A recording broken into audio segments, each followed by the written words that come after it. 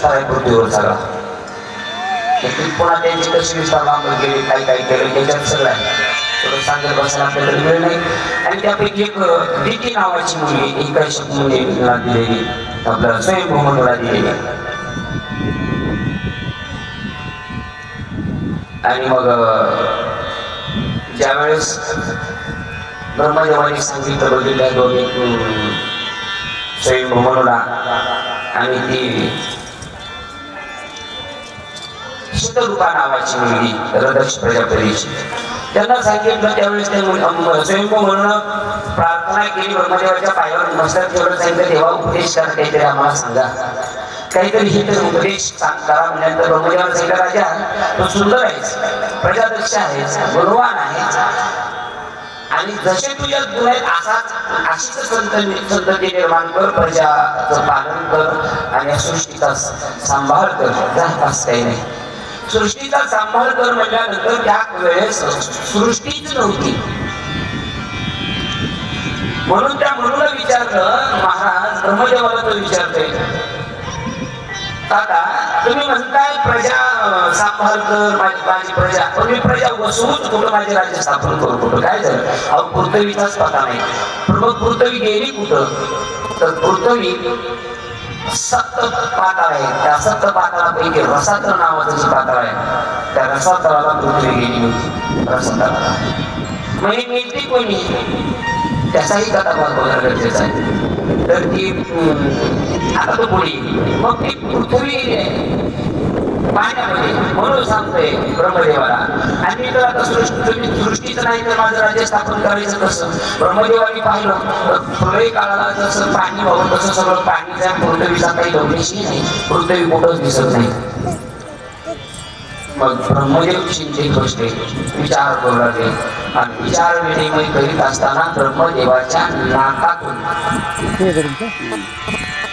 एक वराह शिशु म्हणजे डुकराचं छोटस पिलू बाहेर पडलं नाकातून. डुकराचं बाहेर आलं. ब्रह्मदेव पाहतात तर वराह शिशु आणि त्याच्याकडे टक लावून बघते काय गोंडस पिलू होत ते. आणि खरं सांगू का ते जन्माला आल्यावर गोंडसच असत एक कर्मान लहान होतं कोण. आणि पाहिलं काही क्षणामध्ये तर त्याने असं पर्वताकार आकार घेतला. बळा ते आकार घेतात गर्जनाचा शिशूला म्हणजे डुकराच्या पिल्यानं बघा मोठा अवतार धारण केला. भलं मोठं शरीर धारण केलं प्रगट शरीर धारण केलं. समुद्रामध्ये तो शिरला. समुद्राचं पाणी असं ताटत होता. मग बाहेर मग समुद्राची अवस्था काय झाली आकाशामध्ये अवस्था काय झाली गगन तारे चंद्र सूर्य यांची काय अवस्था झाली कथेमध्ये पुढे सांगितलंय.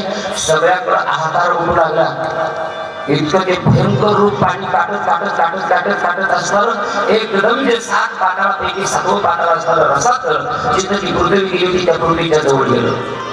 पृथ्वीला पहिल्यांदा हातावर घेतलं त्या वराह एका पायाने हात नसेल त्याला पाय 4 पाय पहिलं पायावर घेतलं पहिल्या सुरुवातीला.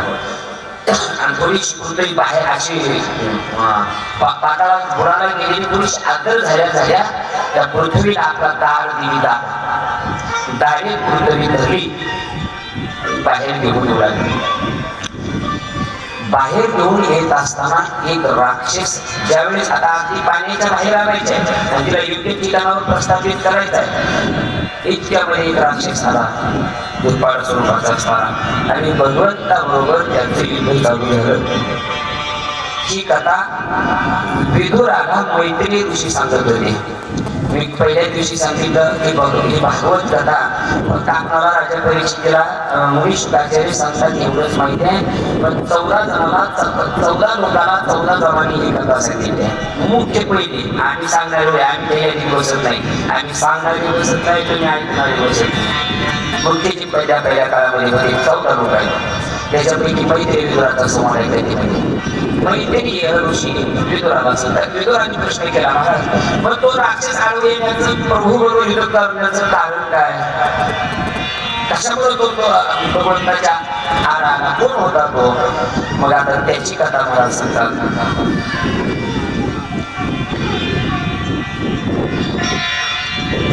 दिती मागाशी शत्रुपा होती, ती जी दिती होती ती दिती असताना कश्यप मुलीला दिली होती दिती. आणि एके दिवशीचा प्रसंग आहे, सूर्यग्रहणाचा काळ आणि आत्ताची वेळ झाली ना. आता कोणती वेळ आहे? त्याला तिन्ही सांजेची वेळ म्हणतात. ना सूर्य ना रात्र ना दिवस अशी वेळ, तिला तिन्ही सांजेची वेळ म्हणतात, तिन्ही सांजेची. आणि या वेळेला त्या दिदीनं आपले पती मुनी कश्यप यांना भोग मागितला. त्यावेळेस कश्यप मुनीला भरपूर असणारा तिला उपदेश केला. म्हणे अगं वेळ कोणती आहे? अयोग्य वेळी भोग दिल्यानंतर संतती व्यवस्थित होत नाही, ती चांगली निघत नाही, ही कथेत आहे बरं. आणि याच कथेवर तुम्ही मोबाईल ऐकला असेल, इंदोरीकर महाराजांनी एका बाईनं ट्रोल केलं होतं. ती पुरावा याला इमानानं बोलायचं नाही. बघा उघडात तिसऱ्या स्कंदामध्येच कथा भागवताची भरपूर उपदेश केला. ज्यावेळेस पती मानतच नाही त्यावेळेस त्या तिने वस्त्राला हात घातला. आणि मग मुनी कश्यपाने विचार केला, आता धर्मसंकटात पडले का?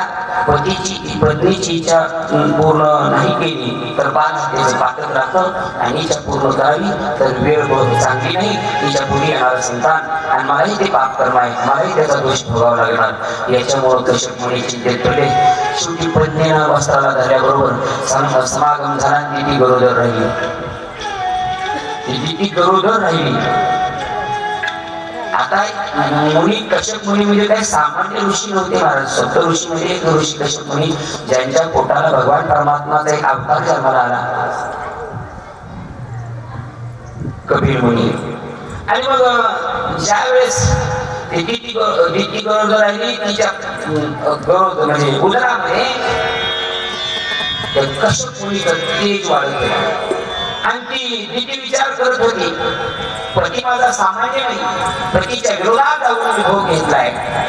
पतीने मला सांगितलं होतं की संतती बेकार मिळेल, सांगितलं होतं. मग ती विचार करते मालकाचं काही खोटं नाही. तरी शेवटी ती काय प्रायश्चित्त झालं, क्षमा मागितली वगैरे भरपूर त्याचा दगडवेळ केला. तेव्हा मला होतं सांगावं 20 मीटर राहिले तर आपल्याला नरसिंहभाव प्रगट करायचं. आणि मग तिला असा विचार केला की यांना लवकर जन्म द्यायचा नाही.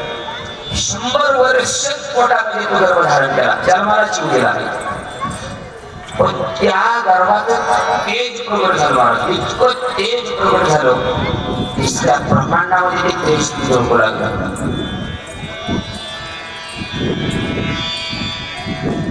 आणि भगवान परमात्म्याच्या वैकुंठाच्या ठिकाणी दारामध्ये 2 द्वारपाल असणारे जय आणि विजय. एक वेळेस हे 4 सनत कुमार भगवंताच्या भेटीला जात असताना त्या द्वारपालांनी अडवलं, थोडस आडवा तरवा भाषेमध्ये त्यांना भाष्य केलं.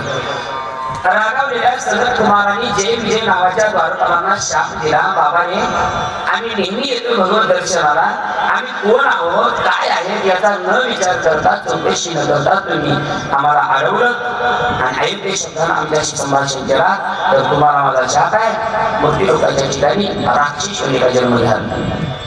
ते गयावया करू लागले, मला चुकलं आमच्याकडून. इतक्यात भगवान परमात्मा आले, चतुर्भुज धारण केलेलं परमात्माही त्या ठिकाणी आले, विष्णू परमात्मा. काय झालं भगवंतालाही तो प्रकार कळाला. म्हणजे तुमच्या पार्षदांनी म्हणजे त्या दाराच्या द्वारपालांनी अवमान केला आमचा. भगवान म्हणजे मग आम्ही शाप दिला, हो दिला पाहिजे, ते त्या शिक्षेस पात्र येते. देवाचे द्वारपाल असते म्हणजे कोणालाही अडवून कोणालाही काही बोला. माणसानं अधिकार प्राप्त झाल्यावर थोडस नम्र राहावं. पण कसं आहे, नम्रता टिकतच नाही. थोडं काही भगवंतानं दिलं, थोडीशी उंची वाढली, माणसाच्या अंगात अहंकार निर्माण होतो आणि अहंकाराच्या गोष्टी त्या माणसाचा नाश होतो, शिवाजी सुधारणे. त्यातलाच हा एक प्रकार. त्याच्याविषयी द्वारपालाची तीच कथा झाली. भगवंतानं सांगितलं योग्य केलं तुम्ही, शाप दिला जा म्हणे. आणि ते शाप दिलेल्यापैकी जय विजय नावाचे जे 2 द्वारपाल होते तेच असणारे दिदीच्या उदरामध्ये गर्भामध्ये वाढत होते. आणि अयोग्य कालामध्ये भोग घेतल्यामुळं 100 वर्षापर्यंत गर्भामध्ये धारण झालेले शेवटी भगवंताकडे देव लोक गेले म्हणजे देवा तिची प्रसूती लवकर करा, ब्रह्मांड लावायचं का नाही, एक तर तिची डिलिव्हरी होत नाही तर सगळ्या सृष्टीला त्रास होते. भगवंताने तो उपाय केला आणि त्या दिदीची प्रसूती झाली, 2 मुलं जन्माला आली. पहिला आला हिरण्याक्ष, पाठीमागून आला हिरण्यकशिपू. जुळे मुलं जन्माला झाले, जुळे. त्यातला दितीच्या भागाचा हिरण्याक्ष आणि कश्यपांच्या भागाचा हिरण्यकशिपू. हा हिरण्याक्ष होता. यानं काय केलं, पृथ्वी बगलत घेऊन पृथ्वी रसातळा नेऊन सोडून घालतो, यानंच नेली होती. आणि मग ह्या हिरण्याक्षला कळाले की मी रसातळाला नेलेली पृथ्वी कोणीतरी तिला बाहेर काढताय, आणि त्याचा समाचार घेण्याकरता तो हिरण्याक्ष भगवंताच्या आडवालता. दोघांचं भंगोर युद्ध चालू झालं. भगवंतांनी पहिल्यांदा पृथ्वी अगदी व्यवस्थित प्रस्थापित केली आणि त्याच्याशी युद्ध चालू झालं. आता भगवंत वराह रूप घेतलेलं, हे वराह अवतार हिरण्याक्षा करतात. वराह रूप आणि हिरण्याक्ष बरोबर युद्ध चालू झालं. भगवंताच्या माऱ्यापुढे त्या हिरण्याक्षाचं काही चाललं नाही. हिरण्याक्षाचा वध झाला, भगवान परमात्म्याचा विजय झाला आणि पृथ्वीची प्रस्थापना त्या दिवशी झाली. हिरण्याक्षाच्या तावडीतून रसातळाला नेलेली पृथ्वी आणण्याकरता, पृथ्वी प्रस्थापित करण्याकरता तो वराह अवतार भगवंतानं पृथ्वी स्थापन करून पृथ्वीला अभय दिलं. म्हणून एकदा त्याच्या नावानं मोठ्यानं गजर करा. पुंडलिक वरदे हरी विठ्ठल भगवान वराह महाराज की जय. हिरण्याक्षाचा वध झाला. आता जो थोरला होता तो हिरण्यकशिपू. हिरण्यकशिपूला ही वार्ता कळाली की आपल्या बंधूचा वध एका चतुर्भुज महापुरुषानं केलेला आहे आणि आपल्या भावाचा बदला घेण्याकरता हिरण्यकशिपू तळमळत होता. सगळे सगळे सगळे सगळे जमा केले, जेवढी काय त्याचा नातलग परिवार संबंधित सगळे गोळा केले. सांगितलं माझ्या भावाचा ज्यानं वध केला त्याचा बदला घेतल्याशिवाय हा हिरण्यकशिपू बसणार नाही. पृथ्वीवरती विजा चमकाव्या, आकाशामध्ये त्या विजेचा कडकडाट व्हावा, तसा त्या कडकडाटाचा आवाजासारखा तो गर्जना करून बोलू लागला. आणि ज्यावेळेस तो बोलत होता त्यावेळेस सगळी भयभीत असती पृथ्वी होऊ लागली, लोक होऊ लागले. कारण मनामध्ये राग होता की माझा बंधू मारला. भावाचा बदला घेण्याकरता हिरण्यकशिपू उतावीळ होता. काय करायचं. आणि त्यानं मंदरांचल नावाच्या पर्वतावर तपश्चर्याला बसला तो जाऊन. खरं सांगू का तुम्हाला, साधना भक्तीची साधना असेल, तप असेल अथवा जप असेल, एक लक्षात घ्या. तुम्ही आतापर्यंत कधी बरीच कथा ऐकली असाल, रामविजय रामायण तुम्ही ऐकलेली सगळी श्रोते आहात. माणसापेक्षा भक्तीमध्ये राक्षस श्रेष्ठ होते. भक्ती करण्याच्या बाबतीमध्ये त्यांचा हात कोणी धरत होता. फक्त त्यांचा नाश एवढ्या गोष्टी करता झाला, त्यांचं आचरण शुद्ध नव्हतं बस. भक्तीमध्ये आचरणाला किंमत आहे, म्हणून आचरण अशुद्ध झालं की मग नाश व्हायला काही वेळ लागत नाही. हा हिरण्यकशिपू मंत्रांच्या ठिकाणी गेला